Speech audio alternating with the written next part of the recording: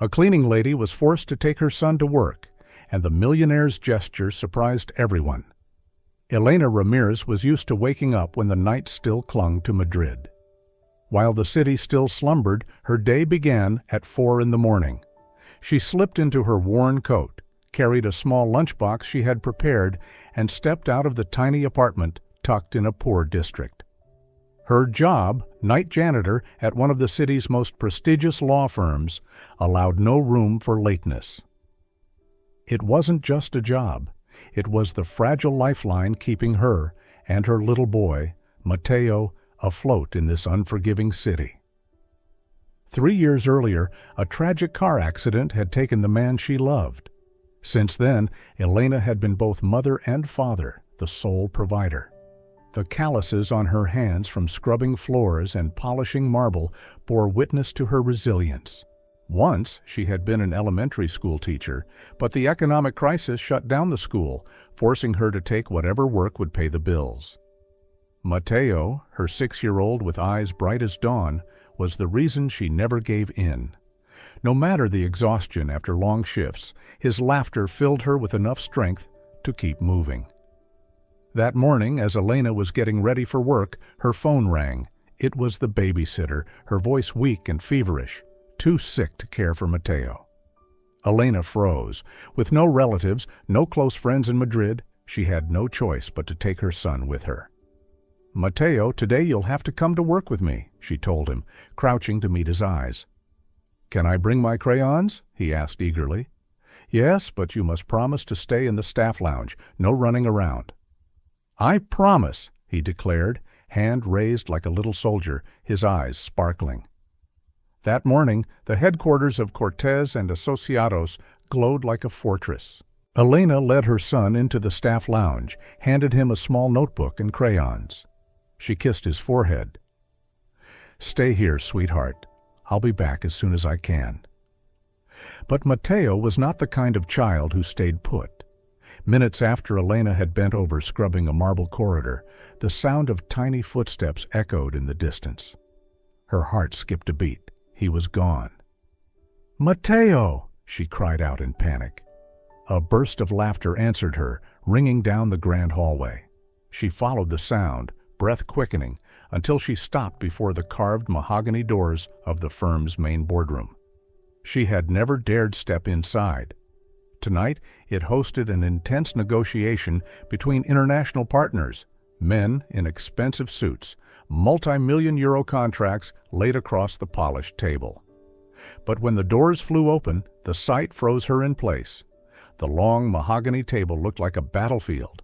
Coffee had spilled, documents scattered across the marble floor, now decorated with bright doodles, yellow suns, red roses, and clumsy blue stars. At the very center sat Mateo, perched on the chairman's seat, swinging his short legs, grinning as if he had just completed a masterpiece. "Mateo!" Elena gasped, her blood draining. A dozen eyes turned toward her, shocked, angry, condemning. In 3 years working here, Elena had learned one strict rule. No children were ever allowed inside during working hours. But what made her breath catch was not their stares. It was the tall figure at the far end of the table. Daniel Cortez, the young managing partner, his face familiar from the covers of financial magazines. A man whose single decision could shake European markets. At 36, he was already a living legend in the legal world. And now his gaze rested on Mateo, the boy who had turned the boardroom into a child's canvas. Elena trembled, bowing her head. "I'm so sorry, Mr. Cortez." But Mateo, fearless as morning sunlight, burst out, "Do you like my drawings, sir?" Elena wanted the earth to swallow her whole. Her son had used multi-million-euro contracts as drawing paper. The room plunged into suffocating silence. Foreign partners exchanged unreadable looks. Elena braced for the explosion, but then the unthinkable happened. Instead of fury, Daniel Cortez's lips curved into something no one in that room had ever witnessed before. A real smile. the kind that stripped away years of coldness in an instant. He bent, picked up one of the stained contracts as if it were fragile glass, and studied the childish flowers with a gaze that almost trembled. "Beautiful," he said quietly, his voice warm. "I haven't seen a flower this lovely in years." Mateo clapped in delight. "I can draw more. Mommy says I draw like an angel." In Daniel's eyes flickered an unfamiliar tenderness, utterly at odds with his reputation. And Elena, frozen in place, realized that this moment had changed everything, not just a meeting, but perhaps the course of her own life. After that chaotic meeting, Elena moved through the halls like a ghost. Every sweep of her broom echoed like the toll of a bell, each motion dragging the weight of what she believed was the end of her fragile career. She imagined tomorrow's dismissal notice, imagined Mateo's disappointed eyes, imagined the life she had fought so hard for slipping through her hands once again. She pictured the worst possible outcome. The next day she would receive her dismissal notice. Mateo would have to leave the child care center he had always longed for, and the two of them would once again be dragged back into the whirlpool of uncertainty. When the clock struck 5 o'clock that afternoon, an assistant approached her. "Mr. Cortez wants to see you," he said briefly. Elena froze. She wiped her damp palms against her apron, heart racing. Her feet carried her toward the firm's private library, a place she had never dared to enter. The room was vast, lined with shelves of leather-bound books. Warm golden light fell over armchairs. There, waiting, was Daniel Cortez, tall, composed, yet strangely relaxed, as if this was not an interrogation but a rare conversation. "Sit," he gestured calmly. Elena perched nervously on the edge of the chair, her fingers knotted together. "Mr. Cortez, I truly have no excuse. I know how serious tonight was. If I'm dismissed, I will—" "You think I called you here to fire you?" Daniel cut in, his eyes piercing. She faltered, then nodded. He was silent for a moment, then spoke unexpectedly. "I was Mateo's age when my father died. He was a construction worker, killed instantly by an electric surge. My mother worked herself to exhaustion, and passed not long after. I was 12 when relatives took me in. They gave me food, schooling, opportunity, but in return I had to become what they demanded, flawless, controlled, without cracks." Elena stared, stunned. None of this had ever appeared in the articles about him. "Why are you telling me this?" she whispered. Daniel's voice deepened. "Because tonight, when I saw Mateo in that boardroom, drawing flowers without fear, I remembered what it was like to be a child again, to be free before I was forced to grow up too soon." Elena swallowed hard. In his stern eyes she glimpsed buried pain. "Mr. Cortez." "Daniel," he interrupted gently. "Just call me Daniel." The name caught on her lips, too intimate, too dangerous. "Daniel," she echoed, hesitant. "I still don't understand. What do you want from me?" He leaned forward, gaze intent. "I want to help you and your son. Mateo deserves a real preschool, not hiding in a staff lounge. And you deserve a job that reflects your true abilities, not one that chains you to a mop." Elena's hands clenched. "We don't need pity. Even in poverty, we still have dignity." Daniel shook his head firmly. "This isn't pity, it's recognition. Tonight, I watched how you handled everything. Calm under pressure, taking responsibility, protecting your child. Those are the qualities of a leader, not a victim."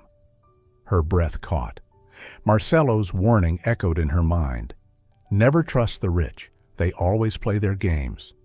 But in Daniel's eyes, there was something too raw, too sincere to be a game.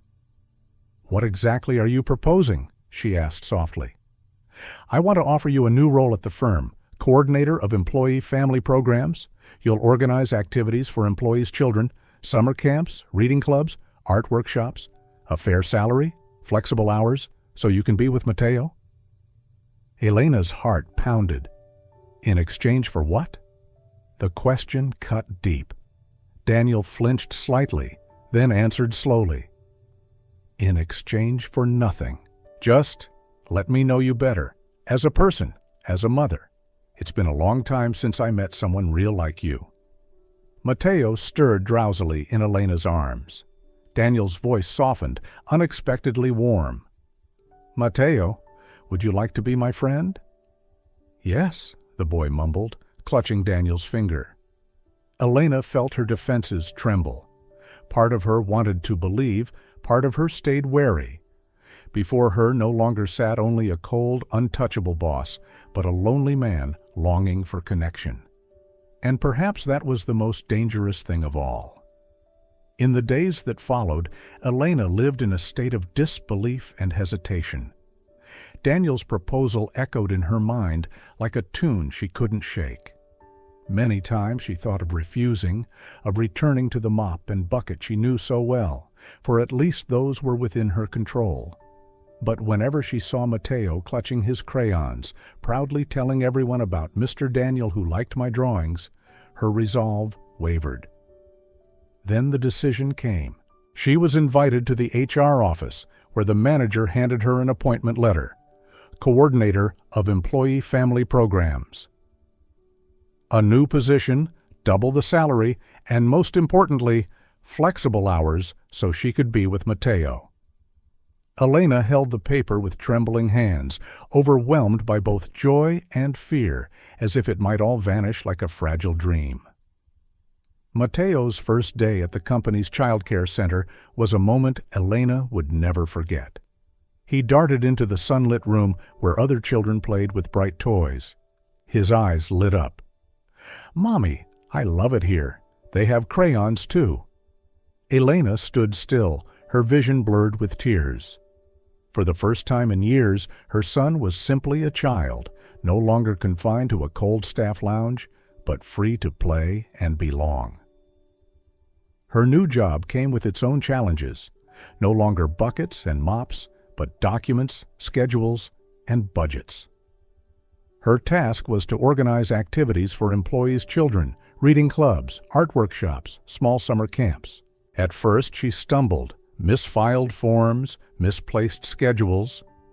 But her patience and her experience as a mother soon became her strength. She understood what children needed, what parents worried about. Slowly, people in the firm began seeking Elena's advice, as if she had become a bridge between management and staff. What surprised her most was Daniel's frequent presence. He always had a reason, reviewing the budget for English lessons, approving a reading club schedule, discussing camp plans. But every time he stepped into her modest office, Elena felt his gaze linger a little longer than necessary. "Good morning, Elena," his voice came easily, yet it unsettled her heart. "Good morning, Daniel," she corrected quickly, noticing the fleeting smile that touched his lips whenever she used his first name. Mateo, too, became the bond between them. After class, he would bound into his mother's office, showing off drawings or telling stories, and often Daniel was there. He listened with rare attention for a man of his stature, sometimes even sitting on the floor beside Mateo to watch him draw. Elena reminded herself, "This is just work. It must stay as work." But her heart refused. Each time she heard Daniel's footsteps in the hall, her pulse quickened. And when she caught his eyes lingering on her during a meeting, Elena knew something was shifting, something she didn't dare name. The following month, Cortez and Asociados hosted its annual charity gala, the grandest event of the year, where lawyers, businessmen, and politicians gathered under glittering lights. In her new role, Elena was tasked with overseeing the welcome for employees' families and organizing a children's section. "You can bring Mateo along," Daniel said casually one morning, though his tone carried more than just professional courtesy. Elena froze. The thought of entering that dazzling world unsettled her. Her wardrobe held nothing but plain office attire and a single black dress, the one she had worn to her husband's funeral. But Mateo was thrilled. "Mommy, can I wear a shirt like Mr. Daniel's?" On the night of the gala, the firm's headquarters transformed into a palace of light. Crystal chandeliers glistened, glass walls reflected guests in their gowns and tuxedos. Elena walked in, holding Mateo's hand tightly, feeling like an intruder. Her simple black dress stood out awkwardly among glittering gowns and perfectly tailored suits. Mateo, however, was enchanted. He darted about, wide-eyed at the tables of sweets and sparkling lights. His white shirt, a size too big, made him look both innocent and grown-up. "Careful, Mateo," Elena called whenever he neared the glass railings, but a steady voice behind her stopped her short. "He's fine." She turned, and her breath caught. Daniel, in a sleek black tuxedo, looked impossibly refined. Yet it wasn't the suit that stole her breath, but the way his gaze settled on her, gentle, intent, as though in the crowded room she was the only one he saw. "You look beautiful," he murmured low, only for her. Heat rushed to her cheeks. She fumbled for words when a crisp female voice cut in. "How adorable!" Elena turned. Standing before her was a woman radiant in a blazing red gown, jewels glittering like fire. Golden hair swept into an elegant knot, every movement dripping with pride. Isabella Marquez, Daniel's official fiancée.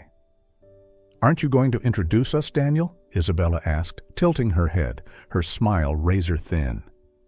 "This is Elena Ramirez," Daniel said, his tone dropping. "Coordinator of family programs?"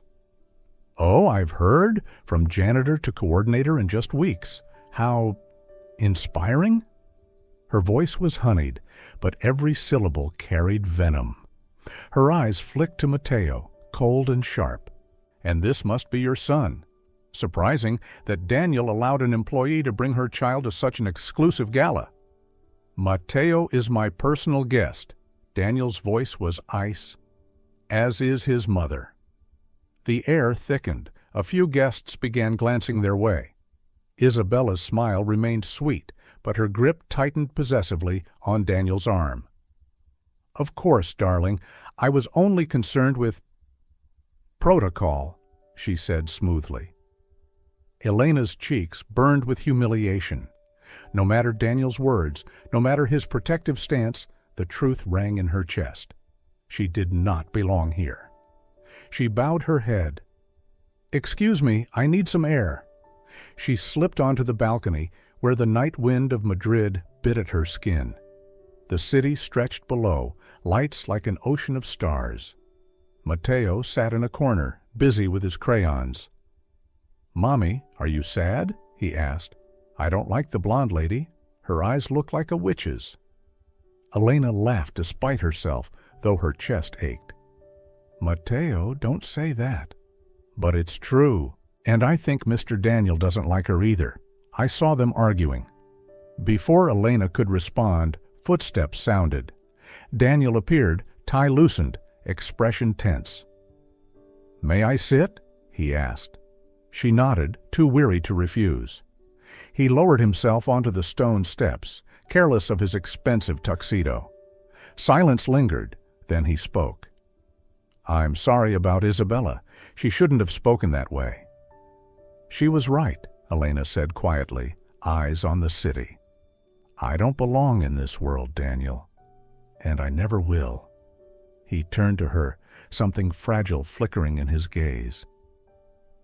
"What if I told you I don't want this world either?" She stiffened. "What do you mean?" 3 years engaged, and Isabella has never once sat on the floor with me. She's never asked how I feel. She's never made me laugh the way you do, just by being yourself. Her heartbeat thundered. "Daniel, look, the stars!" Mateo interrupted, pointing upward. "They're like diamonds." Daniel glanced briefly skyward, then back at her. His voice dropped, intimate. "Not as brilliant as your eyes." And then it happened. His lips brushed hers, slow, tentative, as if asking whether it was real. When she responded, the kiss deepened, carrying all the unspoken longing of weeks. When they finally pulled apart, breathless, Elena knew. From that moment on, nothing would ever be the same. 3 days after the gala, Elena entered her small office with a rare smile. The memory of that balcony lingered, the stolen kiss beneath Madrid's starlit sky. Each time she recalled it, her heart raced as though a buried part of her had been awakened. But that fragile happiness shattered quickly. That morning, just as she set a stack of files on her desk, 2 security officers in black uniforms stood waiting. "Ms. Ramirez?" the taller one said, his voice dry. "We need to inspect your belongings." Elena froze. "Inspect? For what reason?" "There's been a report of missing jewelry from the gala." Her body went cold. She stood motionless as they searched her bag, desk drawers, and coat. Nothing. Relief swept through her, until one added, "We'll also need to check your locker." Together, they walked into the staff changing room. Elena's hands trembled as she unlocked the metal door. It creaked open, and with a metallic clink, a diamond necklace tumbled to the floor, glittering like a death sentence. Her face drained of color. "No, it's not mine. Someone planted it." Her protests fell into silence. One officer radioed the discovery immediately. Half an hour later, Elena sat in the grand boardroom where Mateo had once decorated contracts with flowers. Now, instead of laughter, the air was suffocating. She sat flanked by security, like a criminal. The doors opened. Isabella Marquez entered first, clad in a pristine white suit, triumph etched into her smile. Behind her came Daniel, but gone was the warmth of the balcony. His face was masked in ice. "Elena," Daniel's deep voice was slow, tightly controlled. "The jewelry was found in your locker."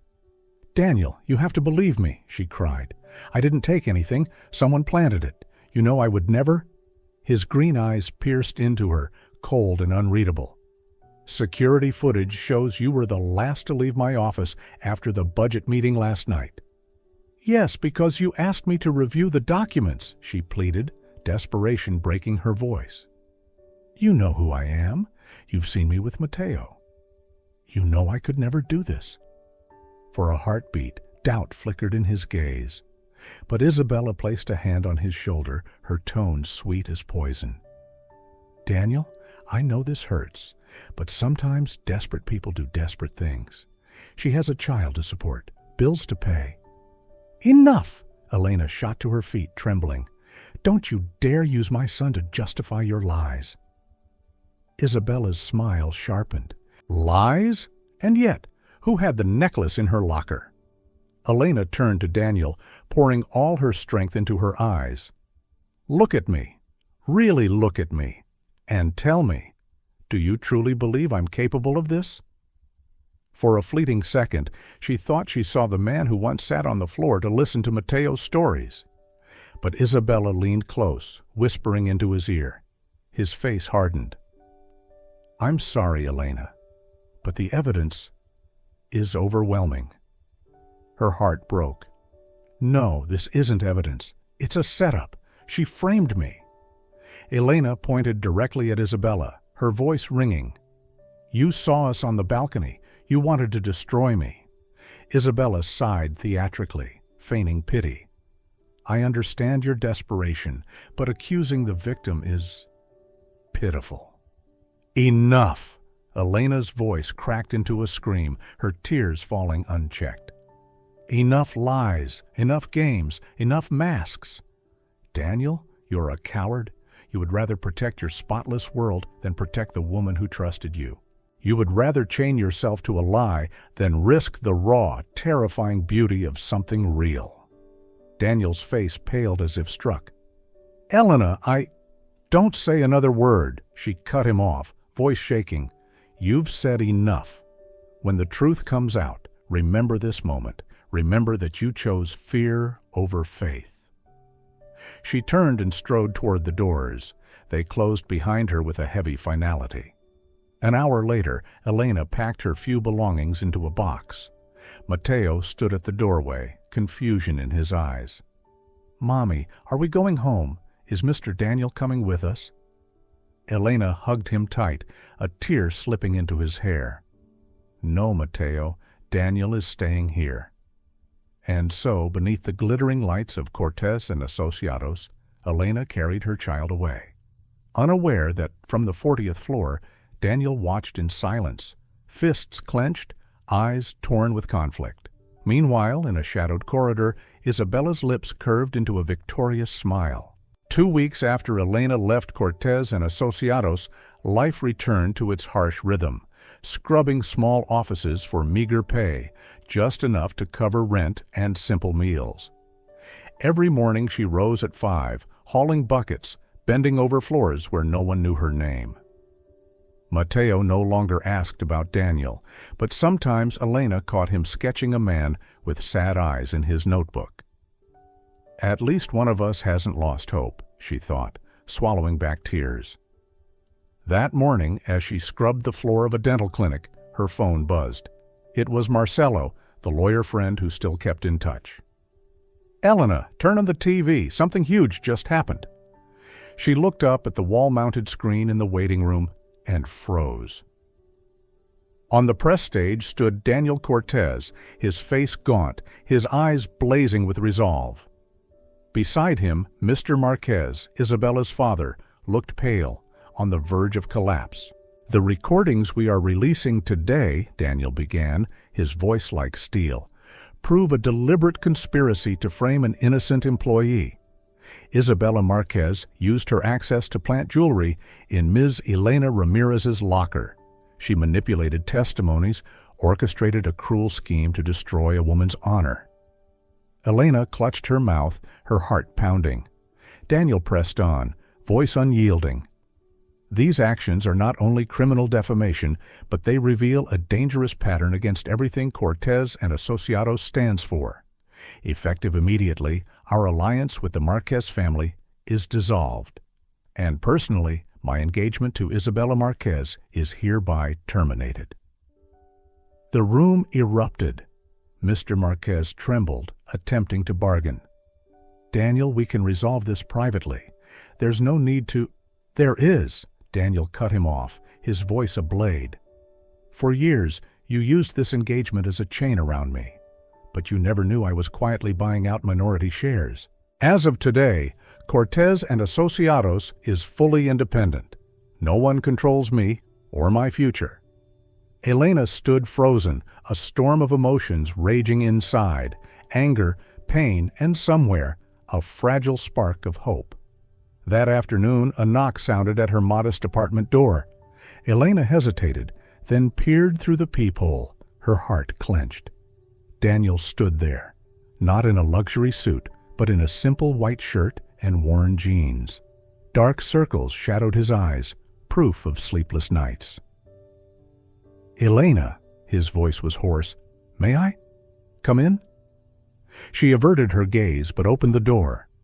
The moment Daniel stepped inside, Mateo rushed out from his room. He froze for a second, then exclaimed, "Mr. Daniel, you're not mad at Mommy anymore?" Daniel knelt, tears shimmering in his green eyes. "I was never mad at your mommy, Mateo. I was lost, and I made a terrible mistake." Mateo studied him with solemn seriousness. "Then you have to apologize. For real." Daniel nodded. "That's exactly why I'm here." He lifted his gaze to Elena. They faced each other in silence. Elena crossed her arms, hiding her wounded heart. "How long did it take you to check the recordings?" 5 days, Daniel whispered. 5 nights of hell, no sleep, no food. Because deep down, I knew I had made the greatest mistake of my life. "But you doubted me," Elena's voice trembled. "When I needed you most, you chose to believe the worst." He nodded, offering no defense. "I let fear guide me. For 20 years, I lived under the Marquez family's shadow, every decision bound by them, and when faced with a choice between that familiar cage and an uncertain future with you, I chose wrong." Tears welled in Elena's eyes. She turned away, whispering, "You broke me, Daniel." He stepped closer without touching her. and I will spend the rest of my life making it right, if you let me." The air in the small apartment seemed frozen. Elena leaned against the worn wall, eyes brimming with tears. Daniel remained on his knees, breath heavy, gaze burning with remorse. "Do you know the real reason the Cortez family took me in?" Daniel's voice was hoarse. "It wasn't pure kindness. Mr. Marquez asked them to. He saw potential in me and wanted me bound by a debt. For 20 years, every major decision in my life required their approval. I lived like a puppet in a gilded cage." Elena's fists clenched. "That doesn't justify betraying my trust." "I know," Daniel nodded fiercely, eyes blurred with tears. "It's not an excuse, only the truth of why I faltered. Because that night on the balcony, when I kissed you, I felt completely free for the first time in my life. And it terrified me. When the test came, I failed." Elena's chest ached. "You made me doubt myself, Daniel. You made me wonder if I was a fool for believing in you." Daniel rose, pulling a small black velvet box from his pocket. He opened it, a simple gold band with a tiny emerald. "This belonged to my mother. Its value isn't material, but it's precious because it represents true love, not social arrangement." Elena gasped, tears spilling. "Elena Ramirez." Daniel's voice trembled. "Will you give me the chance to love you the way you deserve? Will you let me build with you the home we both lost too soon?" From the bedroom doorway, Mateo peeked out, his eyes shining as though he had heard everything. "Mommy, say yes. Mr. Daniel looks so sad. And I know you're sad too, even when you think I can't tell." Elena looked at her son, then at Daniel, the man laying his soul bare before her. She whispered, "Stand up." Daniel rose slowly, his face taut with both hope and fear. "If we try..." Elena took the ring with trembling hands. "It will be on my terms. No rescuing, no savior. We are equals, or nothing at all." "Equals," Daniel repeated firmly, sliding the ring onto her finger. "In everything." And when their lips met, it was no longer desperation, but a vow. Elena knew that this time her heart had chosen. 6 months later, the morning sun streamed into a modest house on the outskirts of Madrid, where Elena, Daniel, and Mateo had begun a new life. Not a mansion of wealth, but a simple home with a small garden, where Mateo could run free and Daniel often knelt to plant flowers. Elena woke early, as she always had, but now it wasn't for a grueling shift. She woke in Daniel's warm embrace. "Good morning, Señora Ramirez Cortez," he murmured, voice husky with sleep. Elena laughed softly, turning to face him. "No, Ramirez Cortez? Both names. We are equals, remember?" Daniel smiled, kissing her forehead. "Yes, and that was the first battle I was happy to lose." They had married quietly at the town hall, Marcelo as witness, and Mateo proudly serving as their tiny best man. The church ceremony would follow next month, in the humble parish where Elena had grown up. No grandeur, no media, just their chosen tradition. That same day carried even more meaning. It was the inauguration of the Horizonte Learning Center, the project she and Daniel had built together for the children of the firm's overlooked workers. Elena was its first director. "I'm nervous," she admitted, adjusting her jacket. "What if I make mistakes?" Daniel lifted her chin gently, eyes steady with faith. "You turned a cold company into a place where family matters. You turned a rigid boss into a man. If anyone can lead this center, it's you." A cheerful voice called from the next room. "Mommy, Daddy Daniel, come look." Mateo, who now called him Dad without hesitation, held up a new drawing, the three of them as a family. In it, Elena carried a briefcase with a diploma, clearly heading to work. Daniel wore rolled-up sleeves, planting flowers in the garden with Mateo, and Mateo himself, wearing a backpack, smiled brightly. "This is our working family," Mateo declared proudly. "Mommy goes to teach. Daddy makes everything bloom. And I study so I can grow strong like both of you." Elena hugged her son tightly, tears in her eyes. "This is the most beautiful drawing you've ever made." Daniel bent down, wrapping them both in his arms. "Not just hang it. It will be the very first thing everyone sees when they walk into the center." That night, with Mateo asleep, Elena and Daniel sat together on the garden bench. Above them, the Madrid sky glittered with stars, echoing the night of the gala. "What are you thinking?" Daniel asked, his fingers brushing the emerald ring on her hand. Elena leaned her head on his shoulder, whispering, "I'm thinking, if Mateo hadn't run into that boardroom, maybe our paths would never have crossed." Daniel smiled softly. "I believe I would have found you anyway, because from that moment I knew this is the family I was meant to have." Elena closed her eyes, resting her head against Daniel's shoulder. For the first time in years, her heart was not bracing for the next storm. It was at peace, and in that fragile, golden silence, she finally dared to believe, not just in survival, but in happiness.